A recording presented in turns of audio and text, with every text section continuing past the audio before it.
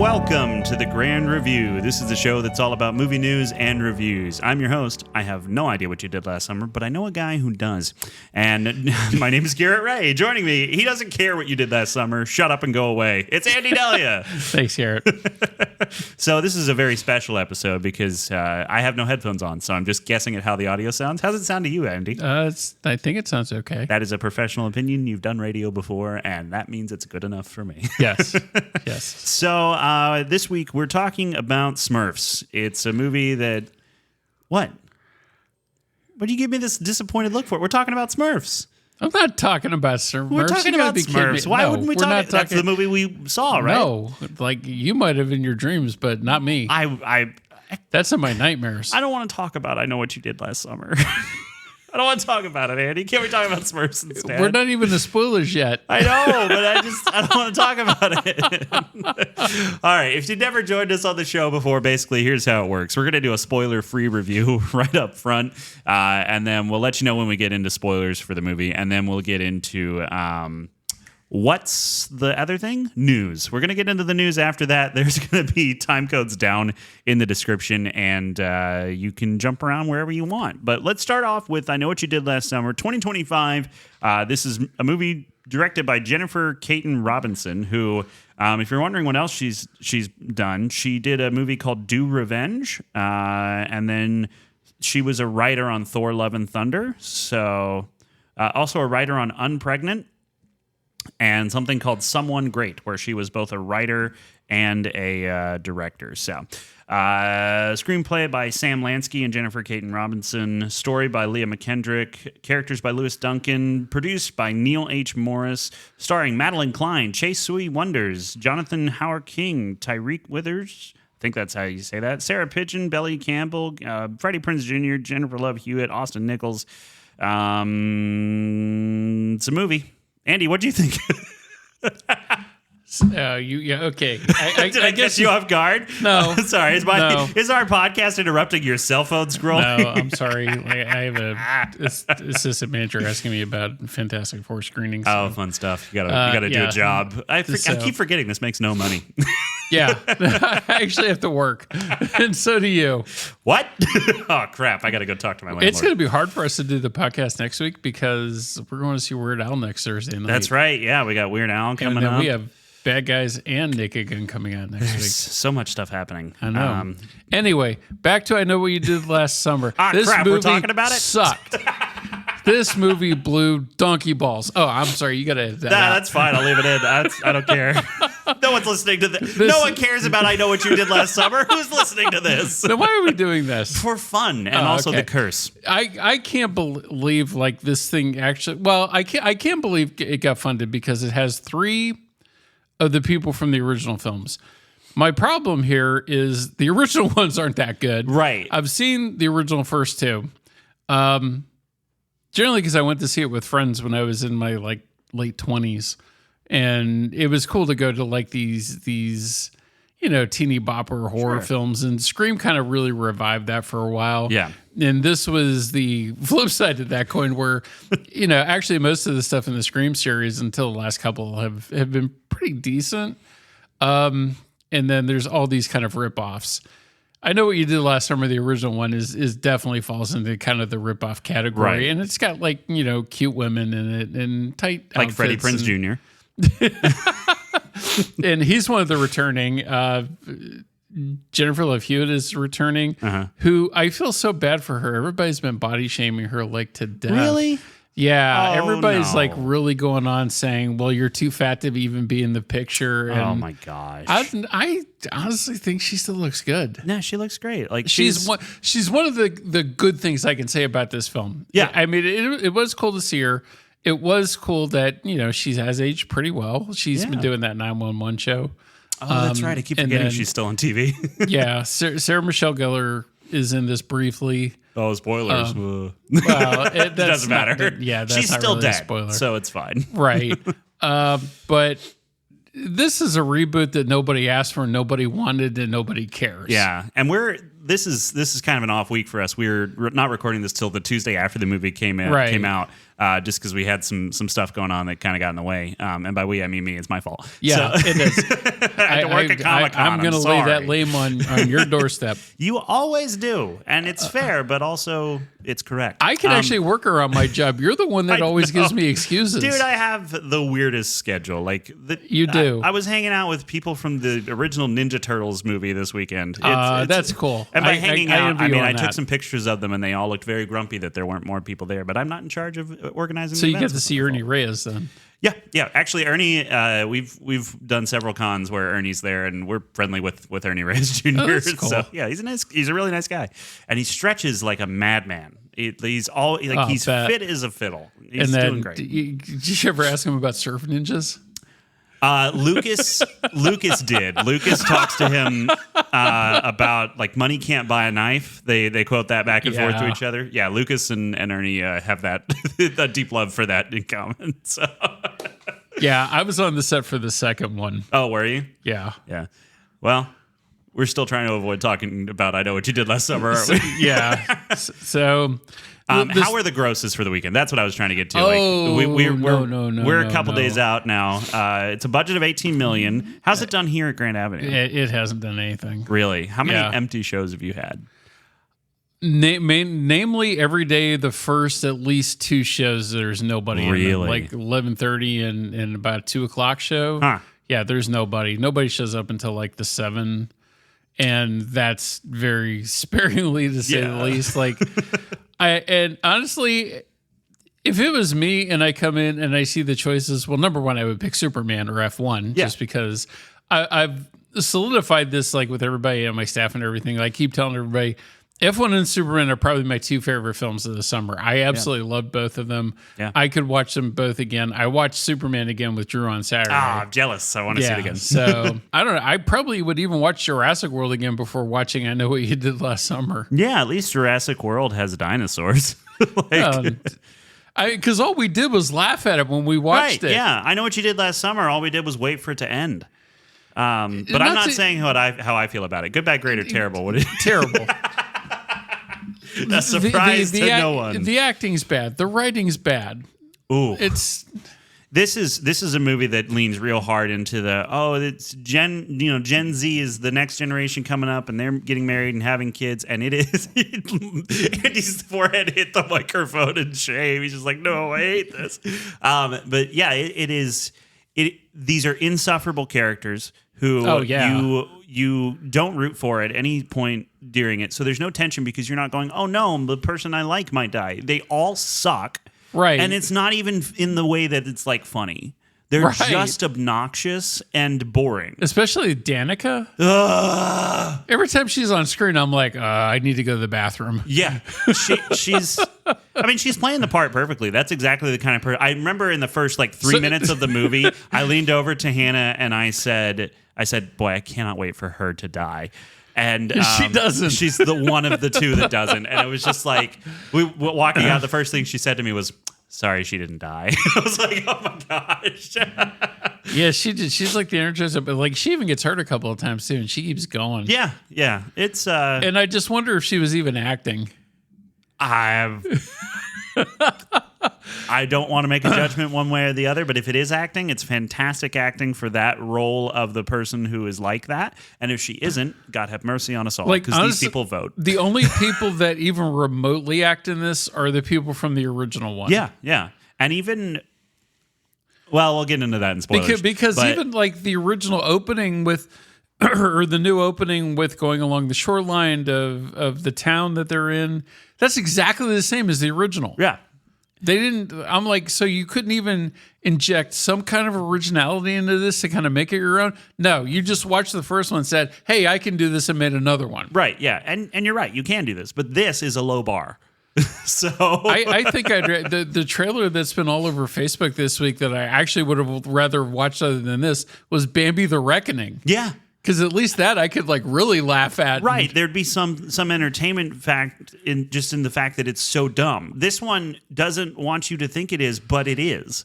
There's no tongue in cheek. I hated this movie. The pseudo lesbian thing too in this was annoying. That's just there for reason. I guess to show And even the girl that she like hooks up with at the airport, she's ugly as hell. I have so many problems with that plot line. All right, look, it's terrible. Let's just get that out of the way. It's terrible. It's not good. On to spoilers. Before we get into spoilers, just in case people want to know, are the kills any good? No. No. Is the story any good? No. No. Is Freddie Prinze Jr. still a good-looking man in his 50s? Yeah. You and I both were on the floor laughing when the Scooby-Doo line came up. Yes, that was great. That was the one good thing, was that someone mentioned Scooby-Doo and Scooby-Doo people are in it. Congratulations, movie. You did a joke. You did one joke. Anyway, I literally had to leave for about a fifth of this movie to go to the bathroom. You didn't miss anything. And what I experienced in there was more terrifying than anything that happened in this horror movie. Uh-oh. Did my staff not No, doing their job? No, it was my own body betraying me. Oh, okay.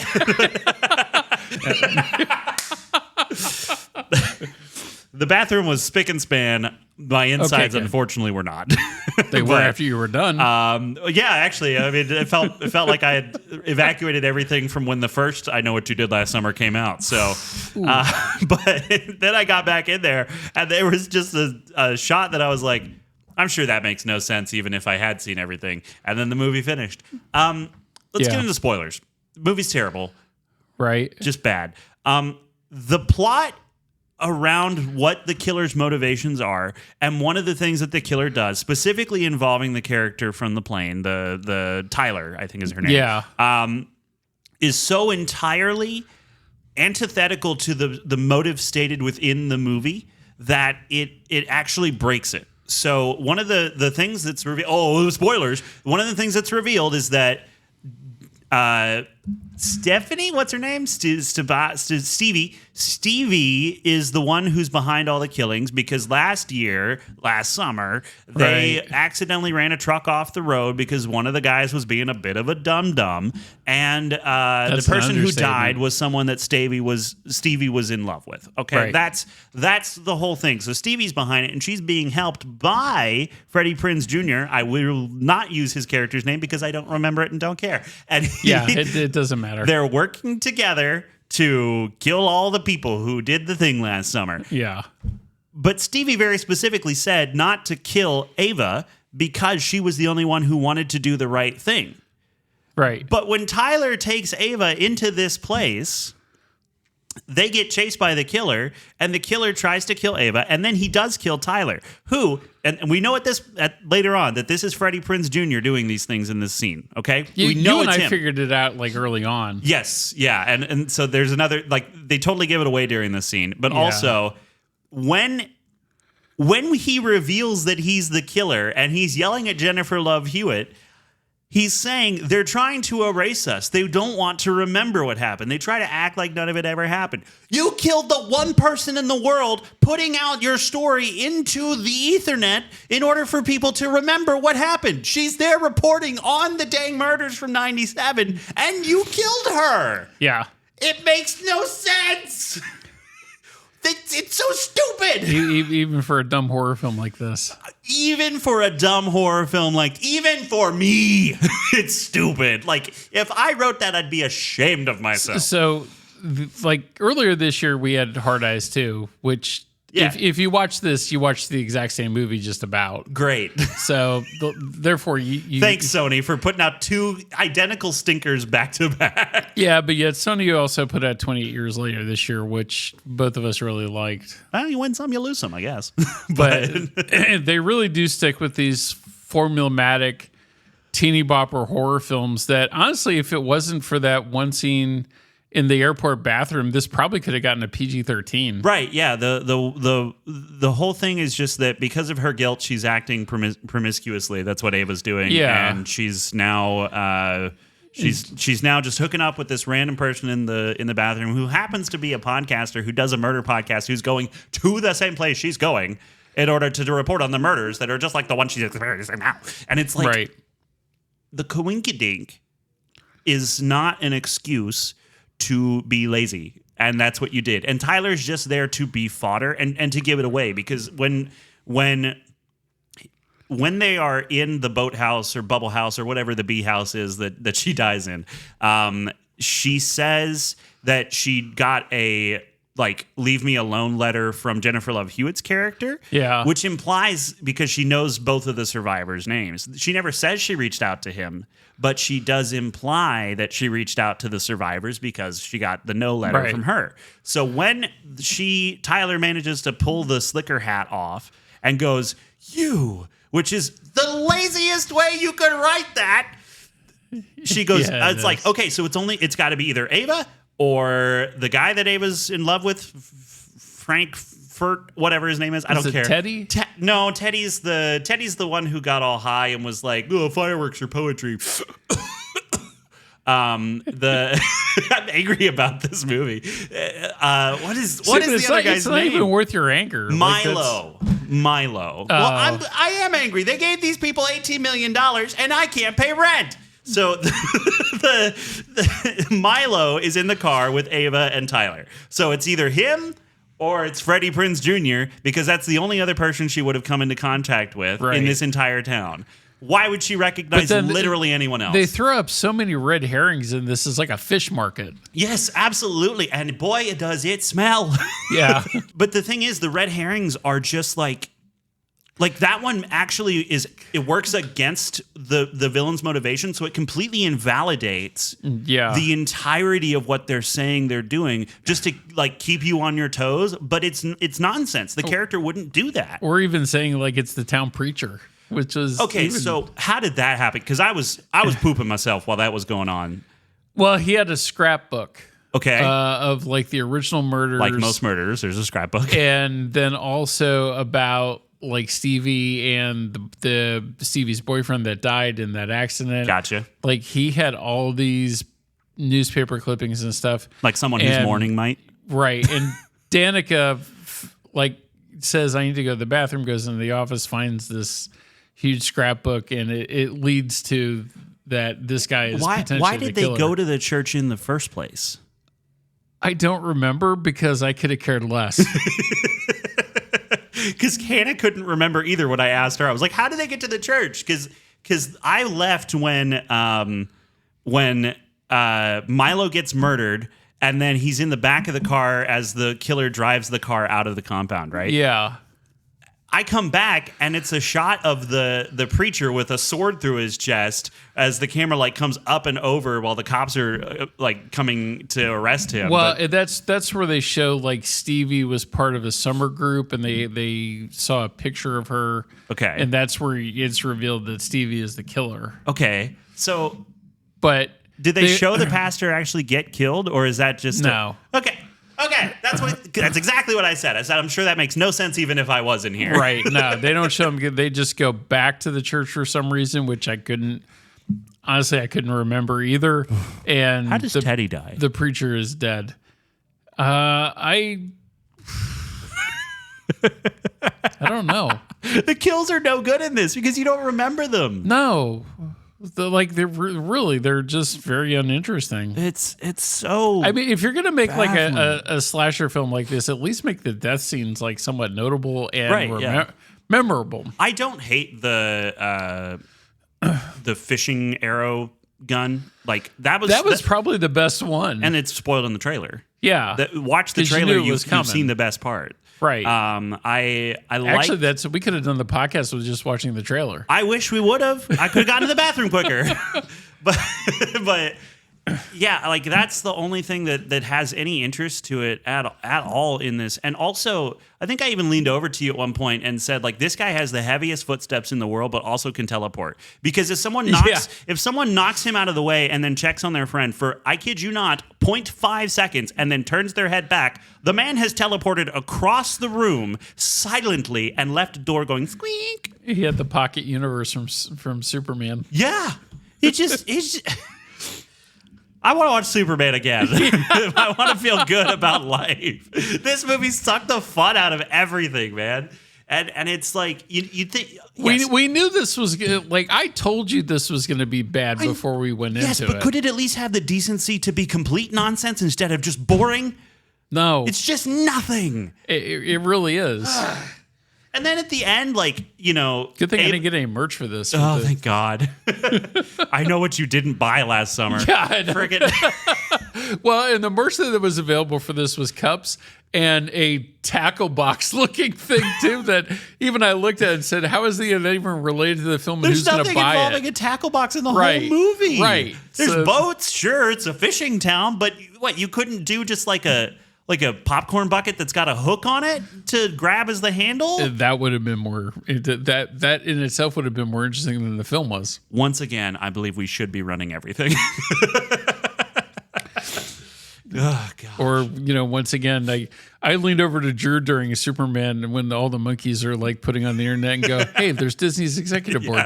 And Drew's like, "Huh?" I was so sad that we forgot to mention the monkey spewing hate Yeah. mail. That's pretty funny. That was a great moment in Superman. Yeah, man. They get to the end and Ava and Danica are let go from the hospital, having both suffered some type of wound. Ava was stabbed in the shoulder. Danica was stabbed in the guts. Think so. And they both just walk out seemingly the same day. Yeah. And then they try to sequel bait this because. Because the secret scene. Ava says to Freddy that not Ava. Yeah, Ava says to Freddy when she figures out that he's one of the killers, "You killed your own partner." He goes, "Did I?" And so it's like, oh no, Stevie's still alive. And then while they're sitting on the beach eating fish and chips, being completely exposed and still damaged from battle, Ava just says to Danica, "Oh, by the way, Stevie's still alive." And Danica goes, "Should we kill her?" And Ava says, "That seems a little extreme, but yeah." And that's how the movie ends. That's where they end. Just they know she's still out there. That's not threatening. Well, that but doesn't make me worried for them. But Why then there's isn't- the secret scene. And then there's the secret scene, which is just like, okay, great, Well, Brandy was in the second original one. good for her. But if anybody gives money for a sequel to this thing, like seriously, write that check over to Grand Avenue Theater. We could put better use to it than Yes. like making another one of these films. We could feed the homeless. We could make 3 feature-length films on that budget that have more creative Yeah. stuff behind it. Angel Studios could do but more good with that Heck money yeah. than Sony did. I'm absolutely flabbergasted at the entirety of this project because they obviously have, some idea of how to put a scene together. They obviously have a cinematographer who can shoot in the dark and make stuff look nice. They obviously have an idea for the mood. Like there's stuff there that it's like you could have done something if you had just done a second pass on this script. How is this what you came up with? How is this the best you had? Get Kevin Williamson back on the case because I think he wrote the original one too. Get the hate-spewing monkeys from Superman on it. Get anyone on it. Like this, there's 2 story credits and 2 screenplay by credits, and no one at any point looked at this and said, "Okay, it's a great start, but like maybe we should do something that makes sense and comes together at the end." At the end, it just wants you to think it comes together. It doesn't. Yeah, but considering the bubbleheads that are going to go see this, and they're not going to. That's true. Including the people that sat in the row with us when Yeah. we saw it, they were just as dumb as the movie was. I had not considered the fact that most people who would watch this will have smoked pot. Okay, We didn't. We should have. No, yeah, It would have been. I was trying to make it like as funny as I possibly could because I was just laughing at I know. the most random stuff. You were laughing at it too because I think you were more laughing at me because I found it so funny. Yes, no, I was enjoying you looking at it and going, "Wow, how stupid is this?" But everything about the movie, and I was spared some of this by my colon. Everything about the movie is so incredibly frustrating, and just like I asked Hannah to explain some of the stuff that happened, and she just couldn't. She was like, none of it mattered. I don't know. It just didn't matter. Like I don't remember But because yet, I didn't Hannah care. at the end of this said, she's like, well, at least I was entertained. I was like, I'm glad you were. Yeah, well, I mean, she can see the good in everything. That's why she's married to me, because she can find what most people can't. But even with that being like, yeah, I was relatively entertained. Like by the time we got home, gone. Yeah. Oh, yeah, it didn't even like take that long. That's why like doing this like I don't remember some of the stuff you're asking for me, and I don't care. I know. I feel like I should because like, you know, it's our job to review these. That's what we're here to do. But my review is I don't remember and no one cares and I'll never go back to it ever again because it was boring. It was boring and obvious and honestly, dull. I worried about taking Drew to like I was the only Jessica didn't come because she had to watch Drew, and because we thought this might be too much for him. After watching, I was like, we should have just brought him along. Yeah, like there really wasn't anything that bad in it. No, except for just a really over the top bathroom sex scene that was like, which it was PG rated. It wasn't that crazy, but it was just like. We held for a long time on her making her O face for no reason. And I think they did that solely to just like appeal to the generation that's going to go see this, and that's it.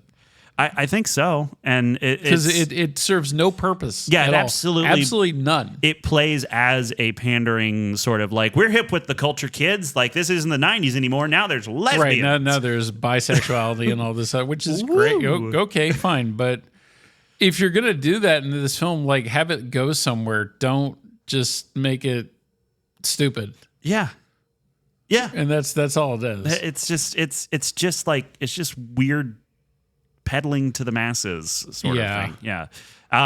So the plot twist that Freddie Prinze's character Ray, his name is Ray, turns out to be the killer or one of them. People don't like that. Generally, that's been received with a lot of backlash from people who do like these movies. And Variety asked Jennifer Love Hewitt about the twist, and she said, there's a real split here with how people feel about the storyline, and I totally get it. I was shocked until I took a minute and I really thought about it, and I went back and looked at the other movies, and I get it. I really get it. If you look at who Ray was, even from that first movie, he was, for 4 or 5 seconds, a starry-eyed young lover on a beach. The rest of the time, he was this sort of dark and brooding guy who took on a lot of dislike for Southport, for the way that people were treated there, for the way that he was treated there, for the way he was looked at, for the way things were handled. That was always who he was. So ultimately, it's a believable storyline. It's wild, but if you're going to come back 27 years later, are you not going to do wild? I think it's kind of brilliant. And as shocked as I was, I ultimately think that it makes sense. I agree with her. Yeah, but Sony paid her to say that. Well, maybe. But the thing is, like, the Ray twist is not the problem with this movie. It actually is the one thing that makes sense. He feels like he's being erased, and they talk about how trauma affects you and all that stuff. The problem is he does stuff that directly gets in the way of his goals. So it makes no sense from a character perspective on that front. And if you don't go fix that, I'm going to go re-edit your movie until it's less stupid. You should have a 5-minute film. Yeah.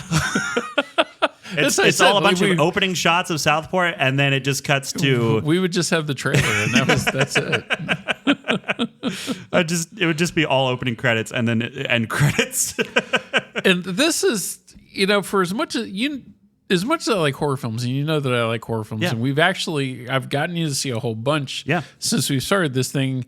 And this is why I really I understand why people don't like horror films. Right. Because crap like this comes out.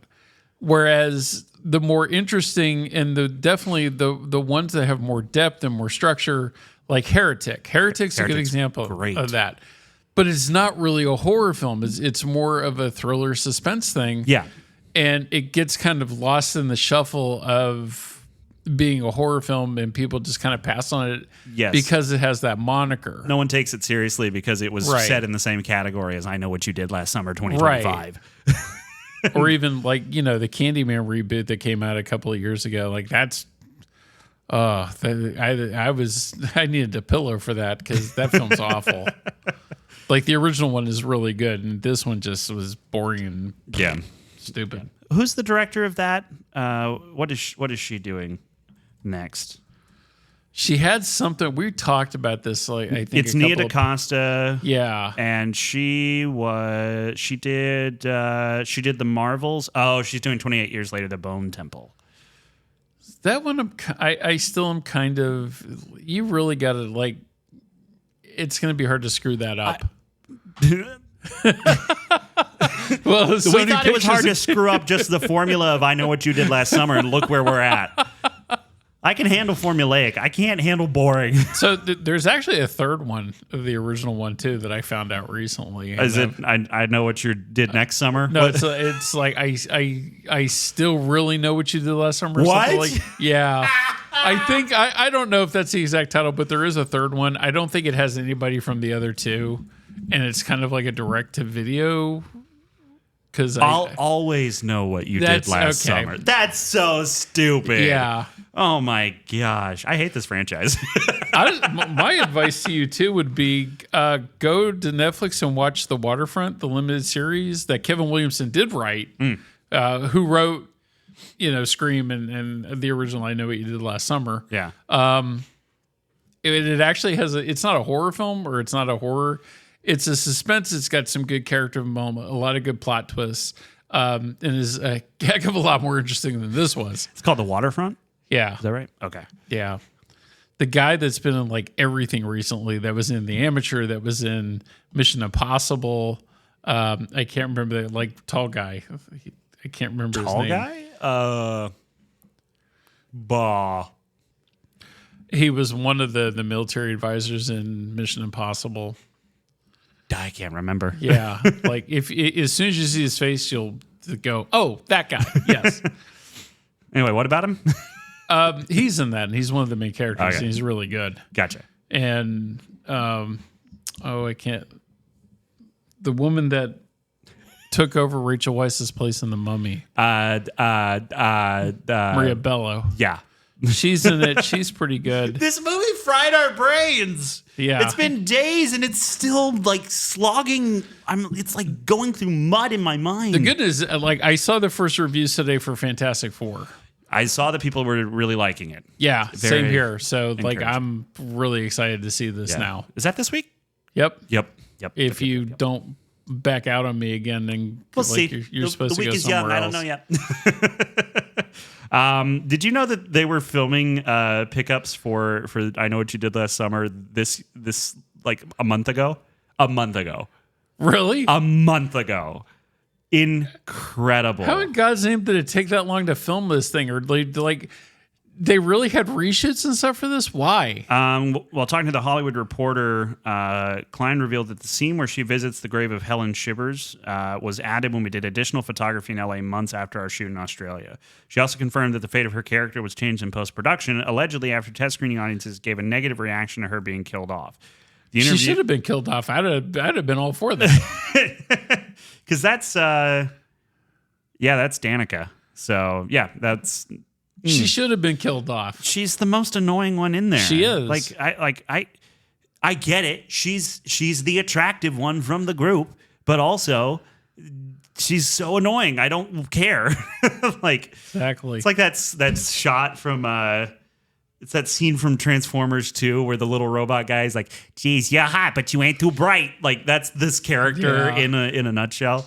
But yeah, she said, I only got the news I was coming back about 2.5 weeks ago. Yeah, we shot all these very, very end scenes about 2 weeks ago. But if that's true, does that mean they also shot the whole thing where she gets attacked in the, under the parade float at that point? I guess. Because if that wasn't planned beforehand, why is it in there at all? It's so stupid. I hate this movie. Yeah. It's been a long time since we filmed I'm more critical of movies than you are sometimes, I think, but it's been a while since we saw one that we really hated. Yeah, I try to. No one sets out to make a bad movie, right? No one sets out to make something that sucks. That's not. This kind of makes a case for the it. Toxic Avenger, but the I want to see Toxic Avenger. Yeah, I know, but that's at least on purpose. I know that it's going to be bad, and I've heard some really awful things about it, and it just makes me want to see it even more. Right? Yeah, because I want to see how bad is it really? Yeah. And this movie it doesn't even give you that satisfaction. And I think that's why it's so frustrating. I don't like, as much as it sounds like it sometimes, I don't like to pick on things. What I like is to look at how you could improve something that's almost perfect. Like what is it that would what little tweaks could you make? Because that's the creative fun part of making movies is going, how do I make this a little bit better? Yeah, but and this one case, just falls it has nothing. so flat on its face that it might as well just not have been made. And it's made $25 million. It's gotten over its budget in its first week, so good for them. I'm shocked. And I'm sure if it's a big hit on video on demand or streaming or whatever, we'll get another one. I hope not. But I don't need to see Jennifer Love Hewitt go up against who I can only guess is Stevie, because Stevie now is going to be mad that things didn't work out. Blah blah blah. And I her guess surrogate dad has been killed, and yeah. But do you want to get into the news and leave this behind forever and ever? All right, amen. Yeah, let's forever and ever, amen. I know what you did last summer. I erased this from my mind. That's what I did. Is you. Goodbye. Bye-bye. All right. So let's get two very sad pieces of news out of the way. Malcolm Jamal Warner, who was Theo on the Cosby Show, passed away just swimming with his family. Shock. So very, very sad to hear that. He's in a cool movie. Like, he didn't do much after the Cosby Show. There is one movie that I've seen him in, and it's called Drop Zone with Wesley Snipes. It's a low-grade action film, and he's supposed to be like Wesley Snipes' brother. Okay. And he dies early in the film. But it's got a lot of like very cool sky jumping scenes, and it centers around a bunch of skydiving group. Okay. And Gary Busey is in it being crazy as he always is. Fantastic. So that's, that may be why that sounded familiar. And it's Wesley, Wesley Snipes, when he knows like these films are kind of mediocre action films, but he does bring something to them, and it's a fun movie. Sticky notes to communicate with the director he's mad at. That's what he brings. Have you ever seen the Gingerbread Man movie that Gary Busey's in, where he's like an evil gingerbread man? No. Look, this isn't a challenge, but I just want you to know it exists. Okay. And it is bad. Oh boy, is it! I liked it when he was on Entourage, generally just playing himself. Oh yeah, because he's crazy and that's entertaining. Yeah. More like Gary Busey, I think there's a joke there somewhere. Really, I should have gone back with my original theory, and we should have just went to Cinemark and saw Edgington. Although didn't do very well. We should have just gone and watched paint dry. Is what we should have done. We should have turned on TV and watched the Cosby Show or like Dick Van Dyke or a show where we watch paint dry. Anyway, Malcolm Jamal Warner, he was my age. He 54. was 54. Yeah. So rest in peace, Malcolm. Sad. Yeah, that was really, really sad. And then also Ozzy Osbourne passed away today. Yeah. I saw you had posted something about this. I was sad about that. Yeah. That's one of my earliest musical influences was Black Sabbath. My mom was a big fan and played like that stuff around the house quite a bit. Mm-hmm. And of course it rubbed off on me. And he just did a concert 2 weeks ago called Back to the Beginning, and it was a festival that was done in Birmingham. Mm-hmm. And they're supposed to release a film from that next year now. Oh, cool. With concert footage. I'm sure they're going to rush I hope they don't rush to get that done. I hope they really take their time with that and put together a meaningful tribute to the man. Yeah. For most of the people now probably know him as the reality TV dad from the Osbournes, which is kind of cool. But the music for me, I think I own and have listened to every one of his albums. Mm-hmm. So the man had a voice.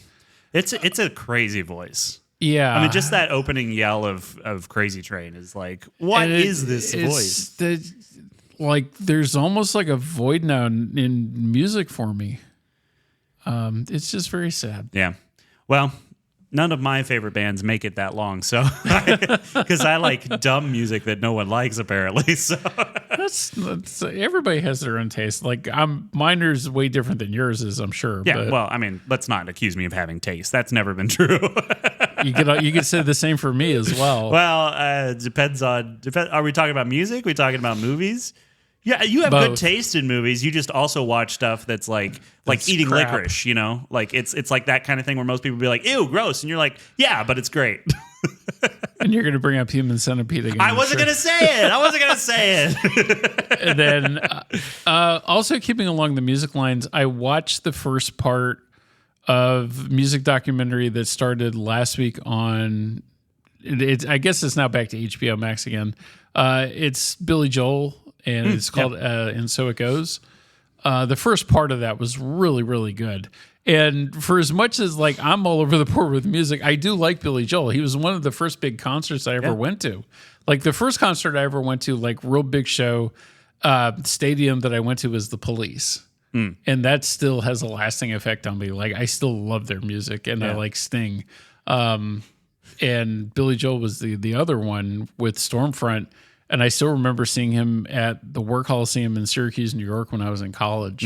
It's just an amazing show. So it's really sad to see what he's like. He has his medical problems now, and I'm not sure how much longer he's going to be around. Everyone gets older, and it sucks.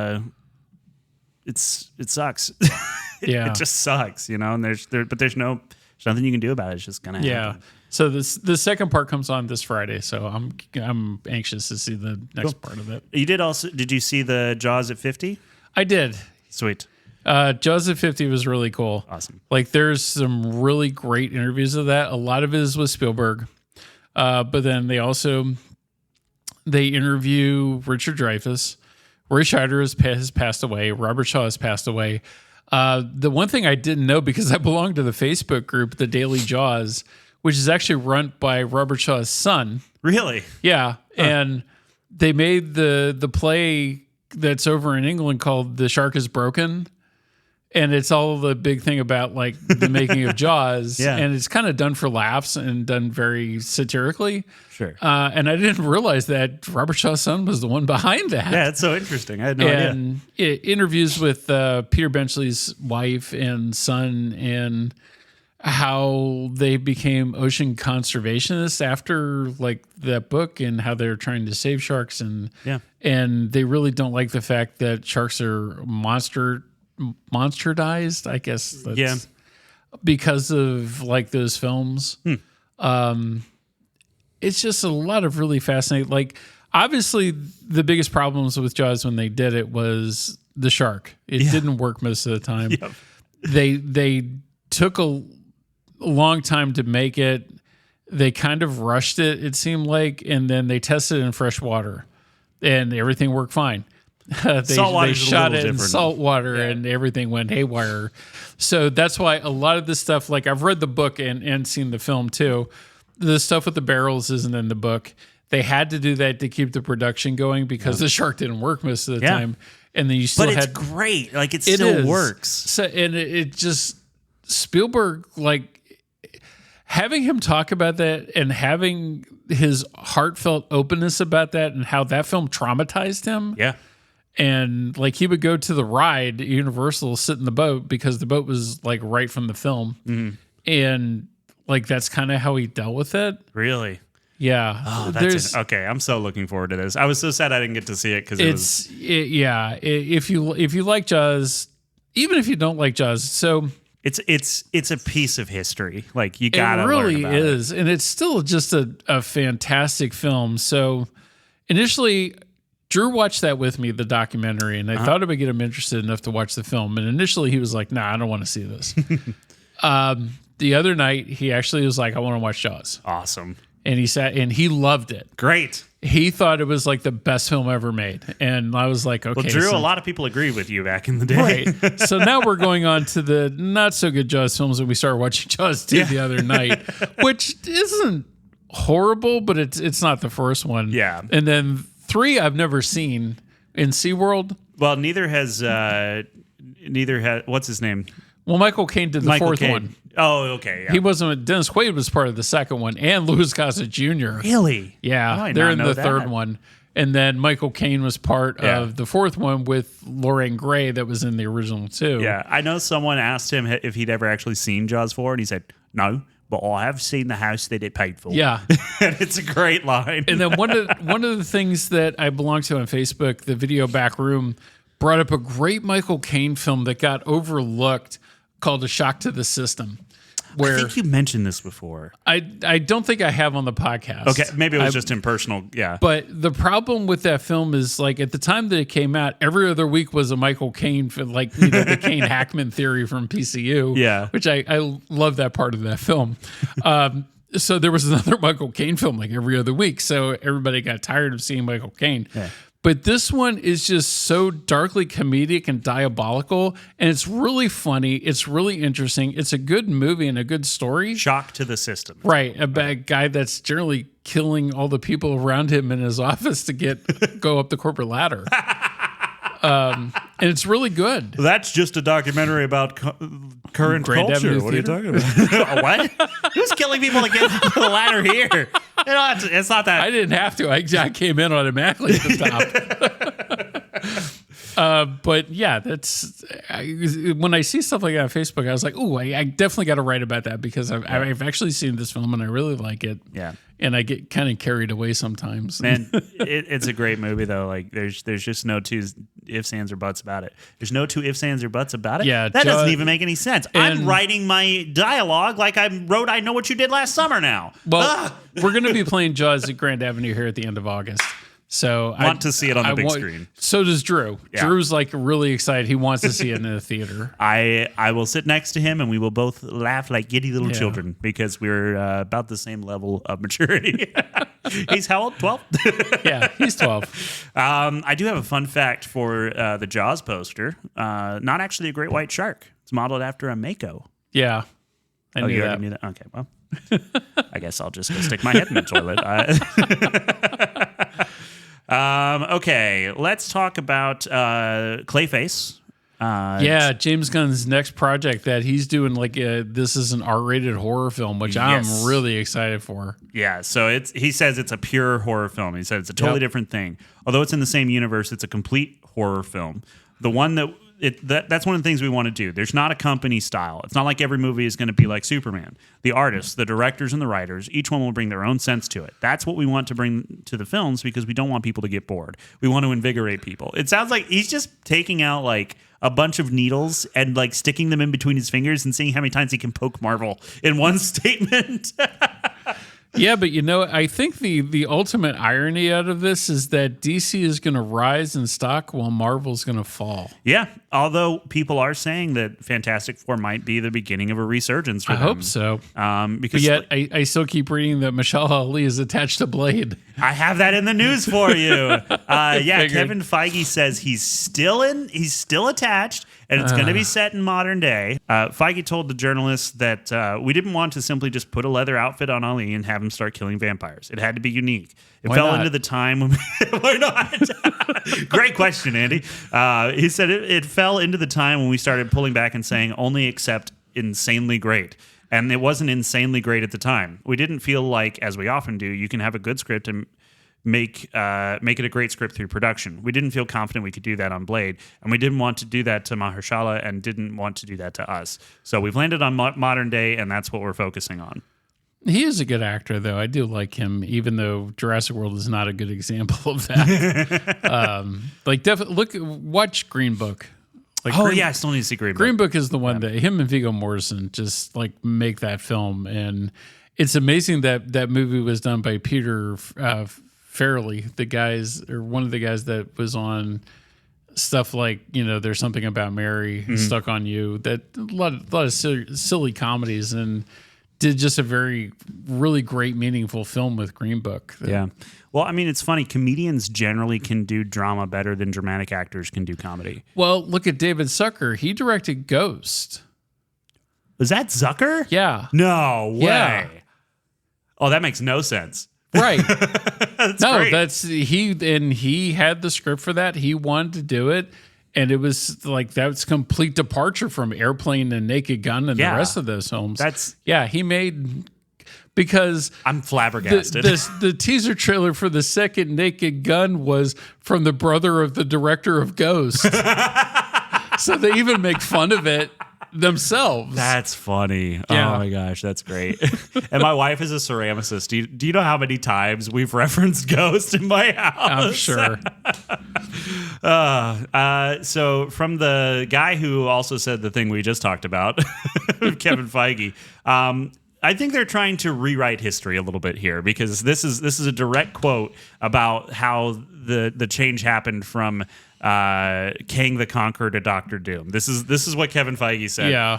we had started, even before what had happened to the actor happened, we had started to realize that Kang wasn't big enough, wasn't Thanos, and there was only one character that could be that because he was in the comics for decades and decades. Because of the Fox acquisition, we finally had it, and it was Doctor Doom. So we had started talking about Doctor Doom even before we officially pivoted from Kang. And in fact, I had started talking with Robert about this audacious idea before Ant-Man 3 even came out. It was a long plan that we had to take one of our greatest characters and utilize one of our greatest actors. He literally won't even say Jonathan Majors' name. What a lie. Right? That's bull crap. Like, Jonathan Majors was disgraced and they had to salvage it like the best they could. I mean, look, you want to say that you talked to Robert Downey Jr. about coming back as Doctor Doom at some point? Okay, maybe you were having those conversations as you got the Fox merger. But literally everything you were doing built up around the multiverse and the Kang dynasty. Right. There is no way you guys got halfway into that and then went, no, I don't think it's good enough. No, I don't think. Like, why? Yeah. That's insane. That's an insane thing to think. That's one of the biggest lies I've ever heard. And not Dr. Kang, Kang is a Thanos level threat. He literally is across every dimension. Like, that's a bigger threat than Ant-Man Thanos. 3 really set that up. Yeah. And, that's the only thing it did that anyone will remember. So, Downey revealed Feige came to him a couple years ago with the idea saying, Susan and I were sitting down with Feige at one point. And he said, it just keeps occurring to me that if you were to come back, and he brought up Victor Von Doom, and I looked into the character, and I was like, wow. And later on he goes, let's get Victor Von Doom right. Let's get that right. Feige also updated folks on the Blade thing. The obstacle was Ryan Coogler called and said, we'd love some costumes for Center. And we said, take them, man. Take our costumes. We'll hold off on the movie. But they've now landed on modern day. They put them to good use. But much better use than that Blade movie. I mean, the Blade movie could have been good. I don't know. Apparently, it wasn't insanely great.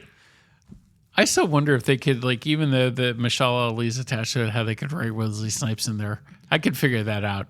If you give me a day, and you and I sit down at a typewriter, I bet you we could figure that out. I have 2 typewriters, so I can actually make this happen.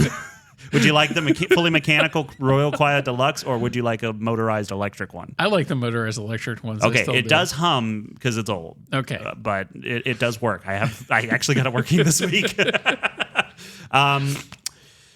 Okay, enough news that's made me angry. Here's some news to make you angry. In a Violent Nature 2 starts filming in September. Why? He keeps headbutting the microphone. This is another reason why. This is the worst week we've had on this show. Everything is bad. That original one is and I read how it was going to revitalize the slasher film again. And I just went into it. It's a dumb story. It's really awful kills. It's insanely gory for no reason. Yeah. And it's just people pop up and automatically get chopped up by this guy. And there's really not much more to it than that. There's no story at all. It's just kill after kill. Yeah. And to me, that's not a horror film. No, it's just reveling in evil. That's all it is. Right. It's just going, look how gross this is. And it's there's no humanity. Whereas Osgood Perkins, for as much as you may not like long legs when you get around to seeing it. Yeah, when I get around to seeing it. there is purpose, there is a story, and it's not just murder after murder. There's a logic behind it. Yeah. And there was even that in The Monkey. Yeah. As kind of twisted as it was. It was dumb, but at least there was something going on. Right. Yeah. But at least that was more interesting than I know what you did last summer. Even the mannequin leg I don't even know what that is. I've forgotten it entirely. Yeah, no one even threw a mannequin leg. There's nothing to that movie. Golly. So, yeah, and if really, why? I don't. Just the Silent Night, Deadly Night reboot that's coming out for Christmas. And why? Yeah. I really, this might be a shock hearing this from me, but I have no way that I really want to sit down and watch that. You have zero interest at all. No, I don't. The original one's not good. Incredible, because you have seen 3 Human Centipede movies. And I'm working on G-Force 2 as we speak. Yeah. I'd forgotten. I legitimately forgot about it this week. The movie had thrown me off so bad. Thank you. It made its way in this week. Woo. Oh, goodness. Netflix's Ted Sarandos is back with more thoughts. Have you seen this? No, I haven't. So get ready for the smoke to come out of my ears. Let me see. Let me get that censor button. Is it going? It works. Okay, great. Okay, fantastic. Good. So Netflix boss Ted Sarandos says that generative AI is a creative tool, is not just a cost cutter, but it also is going to be very, very prevalent in their production moving forward. They're just going to AI stuff rather than VFX. Why? Because it's cheaper. It's cheap? Yeah. You're an idiot. Did I get it? I can't hear because I don't have headphones. I didn't say anything bad, though. No, I know, but it's funny Ted to bleep. Sarandos, stupid. Swear. Did I get it? You got that. It's funny even when I can't hear it. Yeah, so he said he was talking about their financial results for Q2, which saw an estimated income of nearly $4 billion for Netflix. He said, "We remain convinced that AI represents an incredible opportunity to help creators make films and series better, not just cheaper. So this is real people doing real work with better tools. Our creators are already seeing the benefits of production through pre-visualization and shot planning work, and certainly visual effects." No. Shot planning, I think that can be somewhat useful for previs. I can see how that's useful in a sense, but also the thing is, if you lean too much on it, you'll start to just replicate whatever the AI spits out, rather than having it trying to create something from nothing. There are definitely there are times where I wish I could just put together a quick little animatic and be like, this is how the scene plays out to show someone. I just hate the fact that AI has taken over practical effects. Yeah, so practical effects mostly replaced by visual effects now being replaced by AI. And look, I'm going to play the devil's advocate here and just talk about my experience as a filmmaker a little bit. There are times where I want to do a shot and I can't create the thing because I'd have to do months of research just to make that one shot work, because there's so much to learn. And normally, VFX on movies, you have people who all they do is composite. You have people who all they do is fluid simulations. You have people who all they do is the visual effects lighting. There's a whole team of people. It takes months to do these shots. And it'd be nice to be able to reach a little higher with those things and to be able to put stuff out faster. The problem is, I'll tell you what the problem is. The problem is that the freaking AI cannot ever work with intent.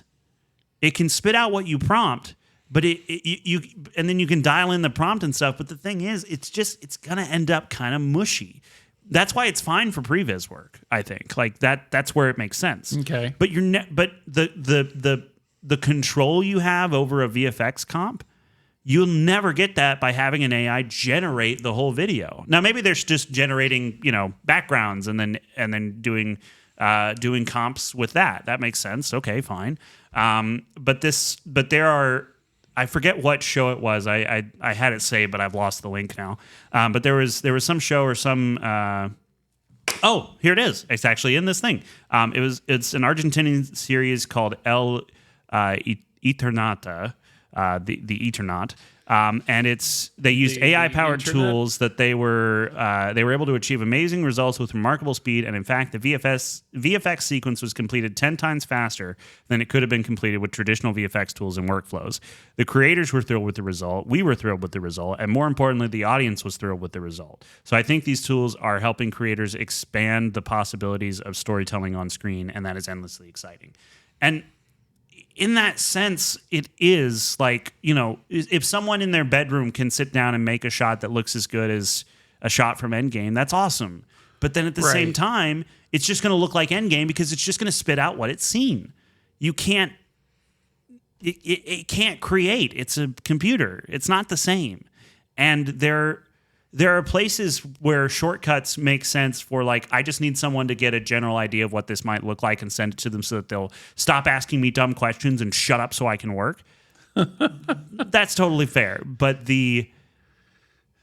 replacing the amount of control that you have over a VFX sequence with just generative AI, I think is a dangerous precedent to set. Even if it works on the first couple, eventually the computer is going to feed itself bad data. because it's going to be putting out all the shots, which means it's only going to be reading those. But have you seen those times where they take a photo and they upload it and they tell the AI to recreate this photo exactly? And then they do that over and over and over again. And by the end of it, it's an unfathomable mess after like 30 generations of it. Yeah. That's what's going to happen with this stuff, because the computer is going to pull all the information from all the other shots that have been produced. And as that digital noise increases one generation after another, eventually we have to go back to VFX. So let's just stay there and pay people. Yeah. Anyway, Spider-Man Beyond the Spider-Verse has been pushed back. Literally nothing in life can be good. It's only, at this point, though, it's only 2 weeks that they've pushed that. So that's not. Yeah, it's not that bad. No. Yeah, but still. How long until they push it another 4 years? Well, those two guys are going to be working on. I think they're realistic about their timeline because they're going to be working on next year a lot of publicity for Project Hail Mary because they're the ones that made that. Yeah. And Ryan Gosling is going to be right beside him because he's like the big producer on that film too, which I still think looks really good. I still have not seen the trailer. Really? Yeah, I'm behind. It's been a crazy week. I'm trying to move. Everything is crazy. Project Hail Mary looks really good. Okay, those guys know how to make a movie. Yeah, and then they also know how to leave a movie for someone else to finish after Star Wars fires them. The source material is written by the same guy that wrote The Martian. Oh, okay, yeah. So it's another sci-fi epic story that's grounded in reality. Project Hail Mary really deals with about how the stars are dying and how the sun is going to start dying. So they have to go to a specific part of the galaxy where the star is not dying, and of course hook up with aliens who are very low-keyed from the trailer. Now, when you say hook up, do you mean meet up? Meet up. Meet okay. up. Gotcha. Okay. Because I was just asking. I didn't know. The aliens have the secret as to keeping the star alive that they need to figure out to keep the sun alive. It's pretty easy. You throw bodies into it to keep fission going. It just needs energy. At least it's not like the one Danny Boyle film I really don't like is Sunshine with Cillian Murphy. I know some people who really love that movie. I'm not one of them. Yeah. It's a mess. Is that where they have to restart a dying star? Yeah. How do they do it? They throw Cillian Murphy into it? Well, Cillian Murphy turns into like a serial killer and starts offing everybody. It just takes. He's just making bodies to throw into the star to restart it. My theory holds water. That's all I'm saying. Willem Dafoe is in talks to join Robert Eggers' Werewolf. No surprise there. Yeah, that's because the two of them have worked together on a couple of movies now. Yeah, I think I think he's a good fit for he is. Insanity. Like I said when we reviewed Nosferatu, there's nothing more terrifying in that movie than the time that Willem Dafoe looks happy. Taika Waititi is set to direct a new Judge Dredd movie. Dredd, yes. That's... I'm really conflicted on that. He's made some real stinkers the last couple of times. So, Next Goal Wins I thought was good, but just nobody went to see it. But Love and Thunder is so bad. Yeah, and here's my thing. The last shot at Judge Dredd was just called Dredd with Carl Urban. And people love that movie. It's really good. It's true to the comic book. It's intense. It's not the Stallone one sucks. Yeah. Especially if you're a fan of the comic book. And I've been reading that comic book since I was like 14 years old. And I really like the storyline to that. And the Stallone one was just stupid. Like they made it almost like a family film, even though it was R-rated. And he kept that's always the most awkward edits. He kept taking his helmet off the whole movie. Yeah. And I was like, Dredd doesn't take his helmet off. He doesn't. Yeah. Like that's in adding Rob Schneider to that too. That's never a good thing. No. So that film is just kind of. But the last one that was done with Carl Urban was really good, and there's a lot of people that have been screaming for a sequel to that. But the problem is, it didn't do well at the box office. Like it really didn't make a whole lot of money, if any. But so Taika Waititi taking that over, like as much as I like him, is he going to make this another Thor: Love and Thunder? Maybe not, because I think he was trying to get out of the Marvel machine and thought, if I just don't care on this one, whatever. And then he gets to go and do the other stuff he wants to do. Like his next movie is called Clara and the Sun. And it tells the story of Clara, an artificial friend designed to prevent loneliness. She's purchased by a mother, Amy Adams, and a bright teen named Josie, who adores her new robot companion but suffers from a mysterious illness. Clara's quest to save Josie and those who love her from heartbreak, and how in the process Clara learns the power of human love. So it's kind of like the nice version of Megan? Yes. It also stars Jenna Ortega, though, so your mileage may vary. A little on the dark side. But no, that's... I'd go see that. Yeah, I think it sounds good. Like if he really, when he cares about something, I enjoy what he makes. It was just so clear that Love and Thunder was like contractually obligated or whatever. I want to hear that he went back and like read the Shock AD 2000 comics that Dredd started at. I think he actually. Well, I've clicked away from it and now it's gone. They mentioned the 2000 AD comics in the article, but it doesn't say necessarily if he's read them. So, I imagine he's doing his research. Whoever wrote the script for that, they did that. Yeah, because I love the fact that somebody asked me the other day what they thought of me, what my thoughts are on Supergirl for next summer. Mm-hmm. And I was like, actually, I'm excited for it. Number one, it's not going to be that 1981 that's Faye Dunaway as like this evil witch, which is a really bad movie. And yet I've seen it. The Gunn went back to the original source material and graphic novels of Supergirl, where she was very punk rockish, very anti-establishment, and a party girl. Yeah. And it works for that story. And he's making that into the live action. And Crypto's going to be in the next one because that's her dog. Right. And so I'm already like, I camped out in the theater as they're filming it. I think that's going to be another fun, enjoyable ride. Yeah, but it will be a very different tone from Superman, which I think I enjoyed Superman so much that when she showed up at the end, I was like, I don't know if I want to see that version of this character. No, I do. But at the same time, like, I was still enjoying the vibe of the movie I was watching. Right. And I'm in that mood. And so, the mood that you're in can really affect how much you enjoy a movie. Except for I Know What You Did Last Summer, which is terrible no matter how you feel. But like, yeah, I think I'm interested to see how all these movies are different and then see like when they do try to do team up stuff and all that, how that works together and under whose direction they put that. And Gunn said he's not going to interfere with Batman. That's Matt Reeves is done with the script, so we're going to see how that turns out. It'll be good. It's Matt Reeves. It'll be good. I wonder if it's going to be as polarizing to DC people as the last one was. Like for anybody you talk to, you could go for like there were people that loved it and there were people that really hated it. Yeah, but the people that really hated it probably are just the ones who have actually had to wear leather pants and know how uncomfortable they are. So, yeah, I don't know. I think it'll be another good Batman detective movie, and then we'll probably get a more action style Batman that is part of the same universe with Superman. And I'm actually, that's one of the few good roles that Rob Pattinson has done. Yeah. I mean, except for, of course, when he was in Twilight, the world's best franchise that everyone loves and no one has forgotten at this point. Don't talk to me about vampire films, okay? Can I talk to you about Alien Earth? Yeah, that's premiering in a couple weeks. Yes. Have you seen the trailer for this? Yes. Are you excited? A little bit. I am a little bit too. I'm tepid a little bit. Like I'm cautiously excited, but I just want more alien stuff. These things always look good in like small snippets. Yeah.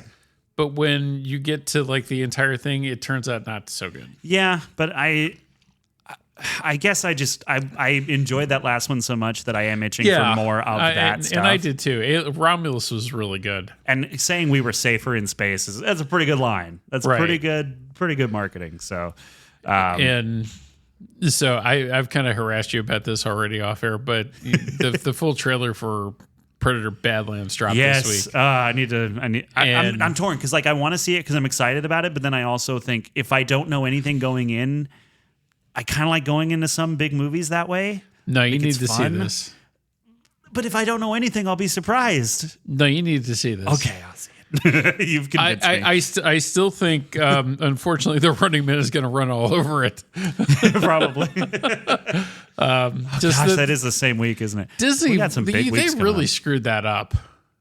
And just like the monkeys wearing suits on a trampoline throwing darts at a just like dartboard. they screwed up now. Ella McKay, another Disney good idea that was a political satire done by James L. Brooks, who did As Good as It Gets in Terms of Endearment. Was supposed to come out mid-October, perfect time for that kind of film, and it would give the older, more mature audience like something to really go see and get behind. What do? They move it to the week before Avatar comes out. Oh. Yeah. So you just killed your own film. Way to go, Disney. That's a weird move. And not to mention, it's the week after Five Nights at Freddy's 2 comes out. Because how December is shaping up right now is Five Nights at Freddy's 2 is the first week. Ella McKay now is the second week. And then right after that is Avatar Fire and Ash. Good job, Disney. He said lyingly. I got another word for it that I'll say off the air, but just there we go. Perfect. Beautiful. And then the week after that for Christmas is going to be the housekeeper, or I'm reading the book and I can't even get the name right. Anaconda and the new SpongeBob movie. Anaconda and the new SpongeBob movie. Yeah, that's all like Christmas Day. I'll watch Anaconda. I have no interest in watching any more SpongeBob. No, I'm not in watching my entire life. And I think that's the only reason anybody's coming to watch Smurfs right now is there's a SpongeBob short before it. Oh. Two bad choices in a row there. Yeah. Aaron Taylor Johnson and Lily too? Rose Depp is. They're both. I wish. But no, it's we on can't Netflix have nice and I still have things. yet to see it. I challenge you. Aaron Taylor Johnson is going to be starring in Robert Eggers' Werewolf, and Lily Rose Depp is in talks. So we're going to be getting along with Willem Dafoe. Willem. I don't know. It's an annoying name because I want to say William too every time, but it's Willem. It's a weird name. It doesn't matter. Like, honestly, anybody that Robert Eggers comes up with, it's going to be cool. Yeah, I'm sure. Like, I didn't take Lily Rose Depp seriously before Nosferatu, but she's really good at it. What was she in before Nosferatu that I really don't remember? The Idol. the one with the show with The Weeknd. And it was one of the worst TV shows ever made. Oh, I thought you were talking about the other the Weekend movie that came out early this summer that bombed. That's Hurry Up Tomorrow, and that amazingly even worse. just a man sitting in the room looking in a mirror and going, "Look how wonderful I am." I made the business move of the century and passed on it for our theater. Just another reason you've earned my respect and everyone else's here in the town. Because I knew nobody would show up for that. Oh, gosh. No one did. And everyone who saw it literally, like, it had some of the most scathing, brutal reviews. Not of the movie, of The Weeknd as a human being. All of us, when Lionsgate was doing their presentation, showing us that thing, and we were all looking at each other going, can you figure out what this is about? And we were like, no. It's about a man's vanity and the fact that he has... Apparently, he's a tortured artist, but he's like doing better than most other people in the world. So shut up. The smart marketing ploy on that was featuring Jenny Ortega in a lot of the trailer, and that would have been the only reason I think anybody would have gone to see it. Yeah, but even that didn't do anything. Nope. So, Death of a Unicorn probably did better than that. I still kind of want to see that. I do too, because it's just because of another A24 quirky film. What's His Nuts is in it. Paul Rudd. That one. Yeah. The What's His Nuts guy. Oh goodness. The anti-Ant-Man. I don't have any other news I care about. Can we go home? And then I brought up the reboot of Basic Instinct, which I just don't understand that one. We have enough flashing on cellophane. We don't need it again. Well, it's the same writer as the first time they did it too. So John what's the point? Esterhaus, yeah. Why do it? And then there is a Basic Instinct 2 that Sharon Stone did. I know about this movie. Ooh, I'm surprised. I've not seen it, but neither have I, actually. Neither has anyone else. Or just like Halle Berry still crusading to make another Catwoman. Oh. And Sharon Stone was the villainess in that one. Yeah, I remember when she turned I never to dust saw or that. whatever. Oh, God, it was bad. I watched it as a child and thought it was bad. Yeah, that tells you something. Maybe Drew would even think it was bad. I think, well. Oh, goodness. He liked Superman. I mean, wait, which one? The one that we just saw. Okay, well, that's a good movie. He's right Yeah. about that one. But would he also like Superman 4, The Quest for Peace? Probably. Oh, well, he's learning. Hey, there's actually a couple of canon pictures, like movies that they put out that I did like. Like what? Runaway Train was one of them with Eric Roberts and Jon Voight that actually got some Academy Award nominations the year it came out. Barfly, which was a Barbet Schroeder film with Mickey Rourke and Faye Dunaway. That's actually really good. Here's the one that you'll laugh at. That's no surprise that I like it. Texas Chainsaw Massacre 2. Just because it's more of like a darkly comedic film, and definitely did not take itself very seriously. Right, yeah. So that's even more reason for me to like it. Yeah. But yeah, that's about the only like good things I can say about Canon Pictures. And they were very nice to me in high school when I wrote them and wanted movie posters, and they sent me a whole bunch of stuff. Well, I mean, that's nice of them. It's too Yeah. bad they couldn't make good movies, but their letters were good, so good for them. Well, and then the evolution of that, I think, was Carolco Pictures. And then the only movie that they did that was worth anything that made money was Terminator 2. Really? Yeah. Wow, good for them. Yeah, but everything else terrible. Yeah. So then they evolved into Sony. Yeah. Or Lionsgate or any of these other. So we do have some news on the Legend of Zelda live action movie. So they've cast the leads. It's Bo Braxton and Benjamin Evan, who are both British actors who have been in stuff that I've never seen.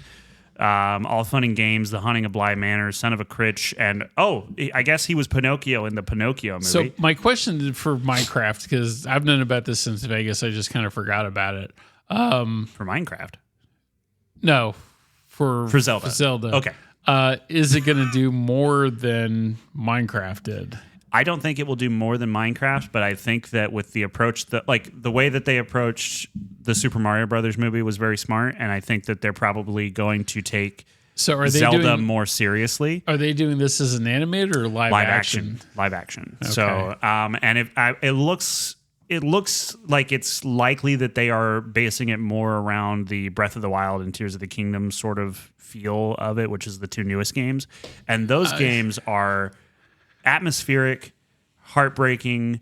They're fantastic games, and seeing that type of setting with in a live action situation, I think could be really good. So are they doing these more like Dungeons and Dragons or something a little bit better? It's not going to be comedic in that way. Okay. If they follow the tone of the games, like the games have some very silly stuff. And I haven't played any like of the games, so that's where I'm going to rely on you for that one. It's hard to explain, except that Breath of the Wild is the feeling of adventure in a video game. It is that feeling you get when going out and exploring the woods as a kid. That's what it is. Okay. It's that with a protagonist who never speaks. So it'll be interesting to see if they make Link speak in this or if he's silent like he is in the games. And then Zelda, his job is to protect Zelda. That's pretty much his job most of the time in all the different iterations of the game.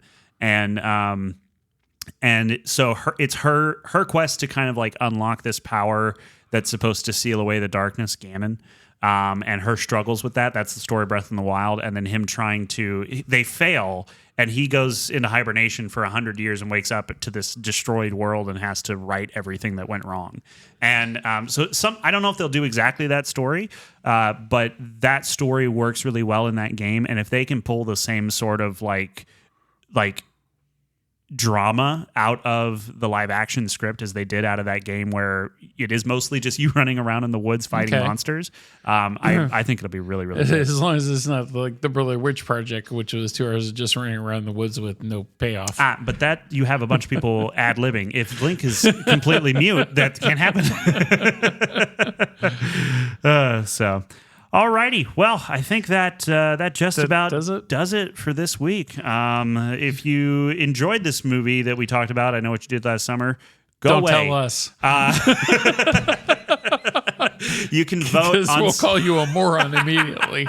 Yeah, we will be brutal because this one there is literally nothing to defend. No, But yeah, you can vote on Spotify if you're listening. Good, bad, great, or terrible. Let us know what you thought of the movie. And Please. then if you're watching on YouTube, leave a comment to let us know what you thought of it. And then if you're not listening, you're not hearing any of this. So whatever. Yeah. All right. That is the end of the news, the end of the show, which means there's only one more thing left to say. And that is, we'll see you at the movies. Bye. Bye, y'all.